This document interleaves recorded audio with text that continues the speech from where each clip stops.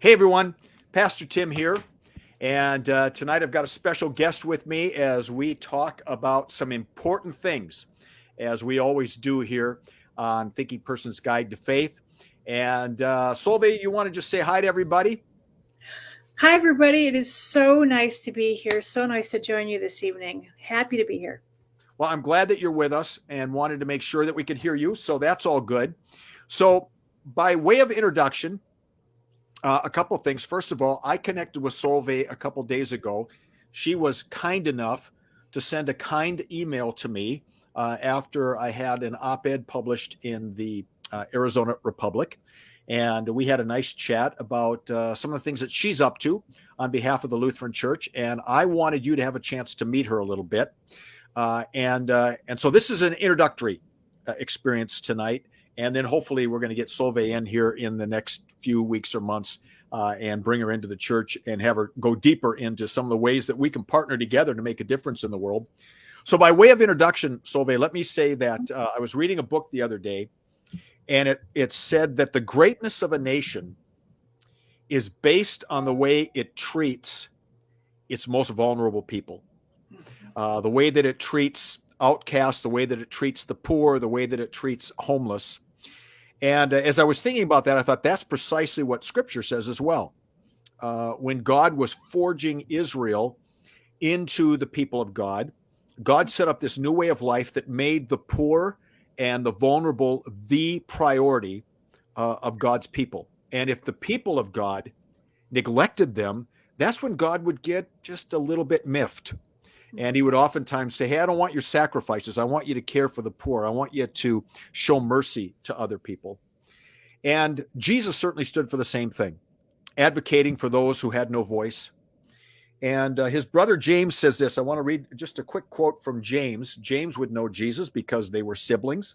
Mm-hmm.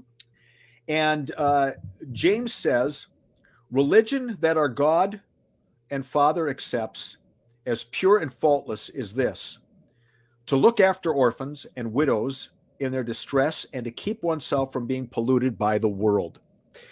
So the Lutheran Church has a lot of different ministries to help us do that, to care for the vulnerable, to care for those who maybe don't have a voice.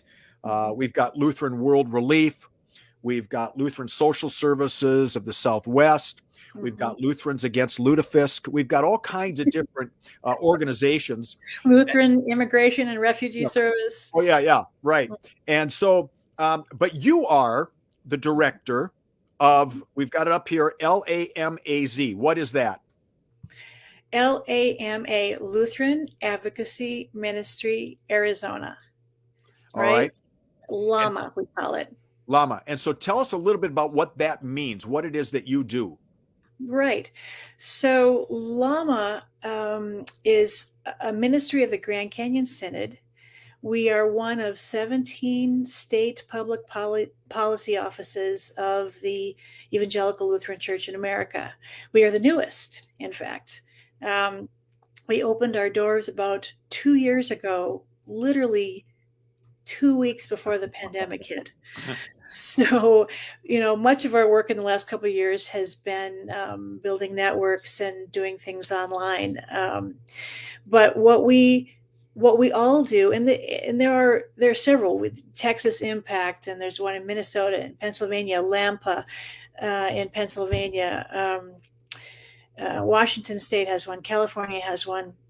And what we do is kind of half and half, networking with our congregations and educating and enthusing people about what it is that Lutherans believe about advocacy and advocacy in general. And then the other half of the time is spent working with our coalition partners and other faith-based communities and legislators to try to make an impact on policy where we can. So I want to talk tonight about a couple things where we can partner together. But first, talk a little bit about advocacy. What is advocacy? Advocacy is working alongside those who who may not have a voice or may need their voices amplified. Um, it is working for justice and peace and all of the earth. It is speaking truth to power. It is working with our brothers and sisters in places that need change. Mm-hmm. Right. So sometimes advocacy is as simple as writing a letter to your congressman or your legislator. Sometimes it's as simple as just being informed, Mm-hmm. encouraging other people to vote, taking small steps for hope and for justice. So it is about speaking out and um, connecting with people who can make a difference, I guess Mm-hmm. is how I would put it. Does that make sense? Yeah, well, I think what's helpful for us sometimes is when we think about, say, feeding the hungry, Mm-hmm. it's about feeding the hungry.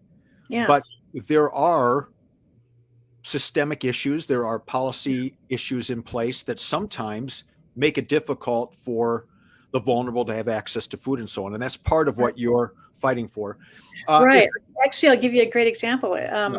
The bill that Lama supported in the Arizona legislature this year was HB 2060, and it's granular, but it is the idea was people that had a felony on their record um, are currently have to have a drug test in order to qualify for a SNAP benefit. So SNAP is the term for food stamps. So the work that we did this year was to try to eliminate the requirement for a drug test. Even if the felony is 10 years old, they're still taking drug tests. Mm. And it slows up the process. And, felons and felons' families can't get access to the benefits that they qualify for. So what we were trying to do was take the drug test piece out. It doesn't sound like we're feeding people, does it? But that's a policy change that could make a huge impact, Yeah. neighborhood to neighborhood, in that one area.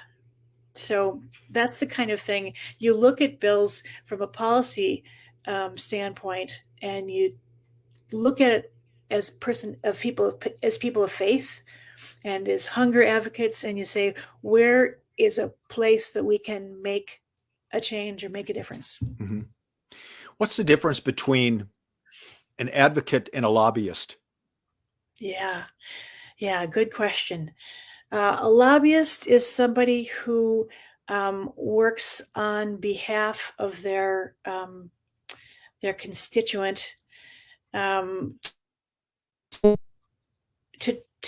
to try to make a policy change. In that regard, there are similarities, of course, Mm-hmm. but an advocate is someone who takes on what's the best word for that? Somebody who takes on the most vulnerable and works to change it sort of from the ground up. Make sense? So my understanding is that lobbyists are usually paid by their constituency to fight for a particular issue that's important to them. Yep. Advocates are working for people who have no voice. They have no lobbyist. Right. They're the people who we tend to not see. Right. And they're the ones that God sees and makes a priority. Yeah. So they tend to be, the nonprofits, and it's not all volunteers, of course. Somebody like me is paid to do what I do, but yeah, you have the right idea. Exactly.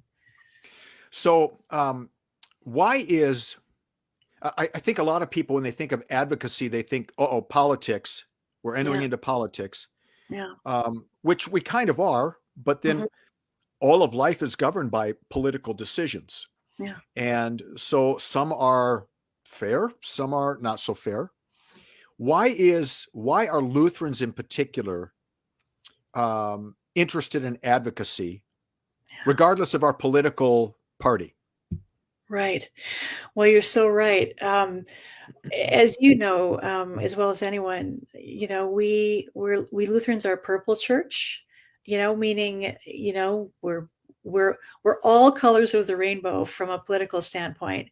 And what we do is work at, according to our Lutheran social teachings. Our social teachings are our social messages, our social statements, and we go all the way back to our Martin Luther roots, right? Working for justice and peace in all the earth. It's literally in our baptismal covenant that, we're to work among God's faithful people and spread the good news and all that. But the last piece element of that is to work for justice and peace in all the earth. Martin Luther believes strongly that you must speak out to those who are in a position to make a difference and to continue to remind, because this is what Jesus would do. This is what he has asked us to do over and over and over again, is to stand with the poor and powerless, and to remember in each and every step that we take that we are in community. Our brothers and sisters are in need. So it's a huge piece. It's in our Lutheran DNA as well. It always has been. From the get-go, you will see Lutherans in every place where there's vulnerability, as we just talked earlier, in immigration and refugee status. In ELCA world, hunger is huge and has been, for decades. So we just try to make a difference through advocacy. Is just one place that we do it, but this is why we do it. So sometimes when denominations do advocacy work, they may get the support of half the people and, maybe hack off half the people. That's part of the challenge of social advocacy these days. And yet at the same, go ahead. Say a little more about that. What do you mean? Well, sometimes we might make social statements that Republicans might say, well, that's a Democrat issue, or Democrats might say that's a Republican issue. And so sometimes those social issues can be a bit challenging, again, because you are, as advocates, you are moving into a political world to shape policies that will speak for the vulnerable. And sometimes we may agree, yes, this is an issue. Yeah. We may not always agree on, advocating for that particular way of fixing the problem. Right. Well, you're so right. We can, for example, let's just take hunger. We can all agree that no one should go hungry. We can all agree, I think, that there is enough food to go around. We don't necessarily all agree on what caused food insecurity. We don't necessarily all agree on what are the root causes of hunger. So we approach it with different lenses. But as people of faith, we believe that our brothers and sisters should not be hungry. And so we advocate for this regardless of your beliefs. We know that we're called to stand, to serve, right, our brothers and sisters. So, it's funny, when we created LAMA, and maybe this is a good time to tell you a little bit about our policy priorities. Our policy priorities at LAMA for 2022 are food insecurity and working towards the root causes of hunger, and civic engagement, right? And we took those two specifically this year because we know we're new. We're 2 years old. We want to earn the trust and the confidence of our congregations. And so we know that universally Lutherans believe in working to eradicate hunger. The presiding Bishop Eaton was on our Hunger Leaders Network call. That's our own Grand Canyon Synod Hunger Leaders Network call a couple of months ago. And she said that 94% of all Lutheran congregations in the country are engaged in some kind of a feeding, food pantry, um, um, contributions, donations, support of a feeding in some kind of way. I think that's an extraordinary number.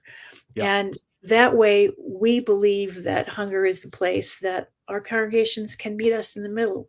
And we are not taking any position. When we advocate for something, we don't tell you how you must vote. We tell you what we believe as Lutherans and what we believe as people of faith, and then you make your own decision. So we're not trying to change minds, right? We're trying to support what we believe our brothers and sisters need. Yeah. And that's interesting to me because as we talked earlier, this hunger thing is a piece where we tend to get a lot of buy-in from everybody. There may be, once in a while, some things, well, I don't know about this or that, but we do know that hungry people shouldn't be hungry. Yeah. And certainly our congregation has, been involved in Feed My Starving Children and St. John's Food Bank and other things. So you were telling me one of your initiatives recently about bringing some people together. So give us sort of a picture of how that's working here. And again, this is happening on behalf of us Lutheran people. That's right. This is super exciting. You may know that there are many what we call hunger advocates in the state of Arizona, and that would include state agencies like DES. It would include the Arizona Food Bank Network and our food banks around town, our food pantries, our folks who go global like Bread for the World. And each of us have been working on our own, kind of from our own networks and our own lenses and kind of our own bills. And we're all looking to see what the other group is doing. Is that a bill that I want to jump in on or not? And anyway, I'll just tell you a quick story. I was at the Capitol, it was on December 18th. I had just been doing some business there, and I was sort of loitering around in the common space there, and I saw my representative from my district, and she was just finishing up a press conference, and I hadn't intended to meet her. I was, kind of in my jeans, and I wasn't really thinking about her, but she said, "Are you here to see me?" I said, "Well, no, but I'd like to introduce you to my organization." And we met a couple of years ago, but we haven't talked since. Anyway, long story short, she said, "So what can I do for you? What are you here for?" She was sort of in a hurry. And I just blurted out that I would like to see a hunger caucus in the legislature. Now, Arizona hasn't had a hunger caucus since 2003. And, I wasn't prepared to sort of go deep on the thing. I didn't have any resources with me, but she was so intrigued that we went up to her office, and she immediately emailed the Speaker of the House and said, "I want to do this, da, da, da." Anyway, after giving it some consideration, we dialed back on it a little bit. But what that gave me the idea for was we need maybe we'd have some enthusiasm for hunger in the legislature if all of the hunger advocates got together and proposed something. So I formed this kind of working group of Arizona Food Bank Network and Arizona Food Systems Network and Wheat and Bread for the World and Arizona Faith Network and Llama. And we're all going to all the hunger. This is just like the initial work group. I applied for a grant from the Vitalist Foundation, a Spark grant. It's a $20,000 grant to just sort of get this idea off the ground. And then we're going to have a meeting at Spirit in the Desert Retreat Center where all of us get together one time and really suss out what's needed using the lens of food deserts, indigenous representation, state agencies, food banks, faith communities, to sort of see if we can all come together on this. And my theory is, how can the legislature possibly deny what we have finally come together to propose. And we don't even Mm. know what to propose yet. It might be that we want uh, a hunger caucus. It might be that we've got a bill to run, or it might be that we want sort of a continuing plan. But it really excites me to know that this is an initiative that we started this year. I expect to hear about the grant here in the next couple of weeks. And then we're going to wait and see who's kind of where we're at after the primaries, early August. And then we'll meet mid-August to have this sort of this gathering. And then we're going to come out with the plan and the language that those who are running for office can use when they're Mm. making their pitches for voters. And we're going to see if we can't start from there and then bring it on into the legislature in 2023. So sorry, I'm babbling because I'm so excited about this. Well, what you're talking about is a way for the faith community, the political community, other Yep, communities to come together to solve a problem we all know is out there. And there are exactly. so many different angles to get at it. We need places like Community of Grace to do food packs. We need places like St. John's Food Bank and Bread for the Hungry, Yep, and we need policy. We need legislation that will speak to the needs of the vulnerable, which is yeah, fantastic. And then that's part of what you do on our behalf, and we as Lutherans participate in that. The second exactly. thing, the second thing you talked about was a way for us to engage Yeah, with our representatives. right. And you guys have created a system Mhm. that can give us some access to our representatives. So tell us how that works. Right. And to be clear, I had nothing to do with creating the system, but it's a brilliant system. It's called Request to Speak, RTS for short. And the Request to Speak system is a sort of an online portal to the state legislature, which has all of the bills and all of the agendas, um, descriptions of the bill, who sponsored the bill. Um, but it allows you, once you've registered for it, you log in and you can literally weigh in on the bill that's being discussed without having Hmm. to be there. And it's exceptionally user friendly. It's considered top 3 in the nation for sort of individual sort of voter participation. And you literally log in, you find your bill, you click thumbs up, green, thumbs down, red. You can put a few comments in there if you like. Um, but one of the things is you can literally see who is for it and who is against it, who has weighed in, what are the numbers, and they're legally required to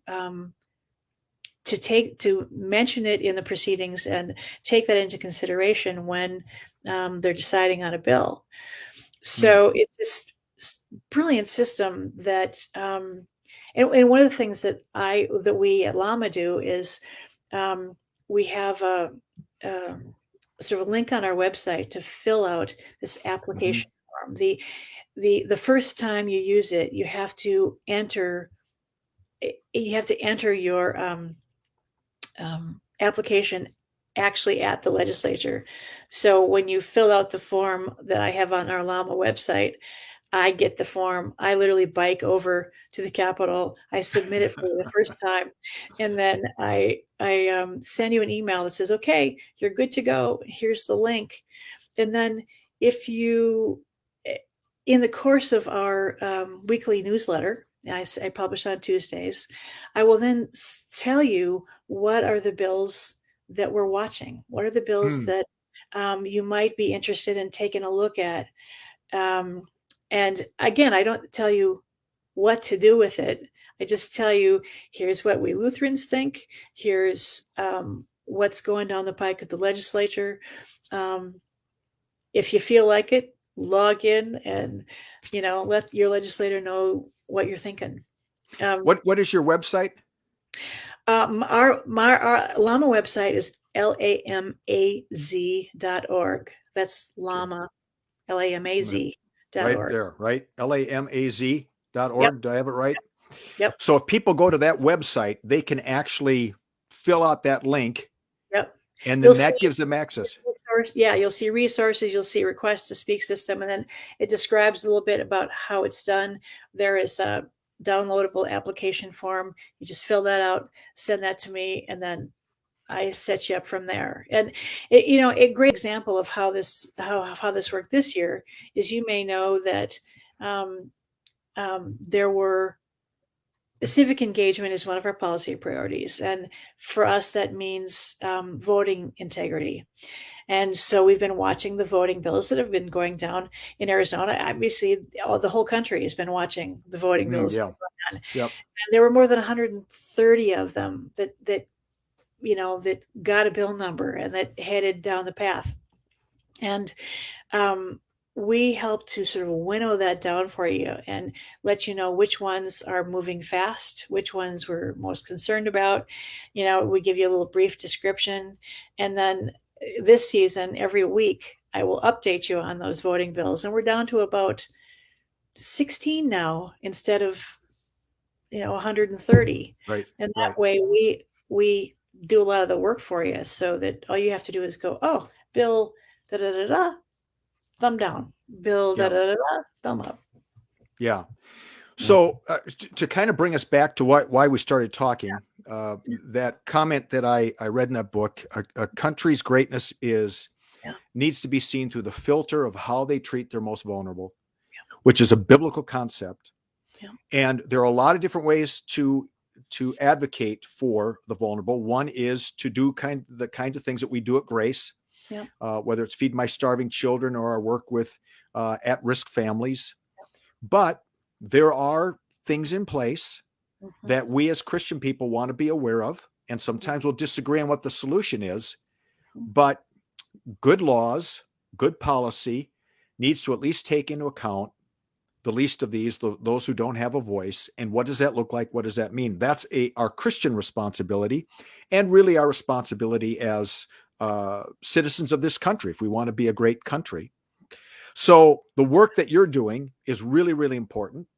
And for those who really feel a call to make an impact politically on what's happening in our on all the different legislation policies, you can go to lamaz.org, lamaz.org, and this RTS, right to speak, request to speak, is such a great idea to be able to go on and actually have an influence, because how many of us really run into our legislator in the Capitol building, right? Yeah, exactly. How many of us have even been to the Capitol building? How many even know who our legislator is?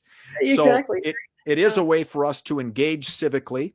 And again, Tim may agree with this policy and somebody else in the church may disagree. That's okay. We have the opportunity to sort of speak our minds to those that we have elected.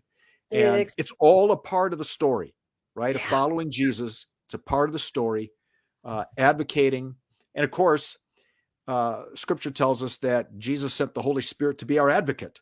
And it's the Holy Spirit who advocates on our behalf. That's right. If Jesus sends an advocate to advocate for us, then our call then would be to mirror that and advocate for others. So you are doing amazing work. Thank you. Yeah, go ahead. Yes. Can you tell you quickly about the Lutheran Advocacy Day and what happened? Yes, please. So we had our first Lutheran Advocacy Day in about 20 years in early February. And we had about 85 Lutherans and Friends of Lutherans from across the state that showed up on this big day. And we had about 35 clergy. We figure we had about 18 to 22 legislators come by, all across the board, very conservative. I think we had more, probably about equal, let's say Republicans and Democrats who came by, but there were people that wanted to demonstrate that we, people of faith, have an important role to play. Think about the legislature in the last last year and the year before when we couldn't gather in person. Yeah. And the legislatures weren't very kind to each other, right? Some of the discourse got pretty difficult. And it's because we weren't able to be in the galleries. We weren't able to being able to observe. And one of the things that I love about people of faith in our comments is that they know that we are measured, and they know that we are only here for sort of for the good of other people. So Yeah. we had our speaker was the honorable speaker Rusty Bowers, and we had Jennifer Longden, representative, speaking. It was a marvelous day. And again, this was just an opportunity to sort of meet one another, to meet with our legislators, to hear speaking. We announced this whole hunger initiative I was telling you about. All of our coalition partners were there in support. It's pretty exciting, actually. Yeah. So, well, we appreciate you. I appreciate just getting to know about the work you're doing. thank you. And to know that even though our congregation hasn't been doing a lot of advocacy work in that sense, Yeah. although we do talk about it from time to time, and write to your legislators, write editor or letters to the editor. We tried to be more hands-on. Still, the work that you're doing, we do together as Lutheran people, Right. for the sake of those who don't have a voice, for the sake of those who are vulnerable, for the sake of those who can't afford lobbyists, Right. and for the sake of God who loves them and makes them a priority in the kingdom of God. So thank you so very, very much. One of the ways to be an advocate is to be informed, right? Yes, Is right. to be informed and to know what's going on and to speak about it. It doesn't mean you have to speak to your legislature, but if you speak to one another about it, that's where the seeds come. The seeds of change come, is recognizing it, naming it, and right, acting. and trying to get your information from credible sources, not social media. Yeah. And that's part of what you're providing, right? That's This right. is what the bill says. Yeah. So if you do go on the website, one thing you might also do while you're in there is to sign up for our newsletter. It's very short. You get it every Tuesday, and this will keep you informed on what we're doing around the Synod. Solveig, you are a gift to us, our congregation, the ELCA, and the Lutheran Church. And thanks so much. I would love an opportunity to visit your congregation anytime you have me. We will get you out in the next few months. I promise you. Thank you so much, Pastor Tim. Appreciate everything. You. All right. Take care. Thanks, everybody, for watching.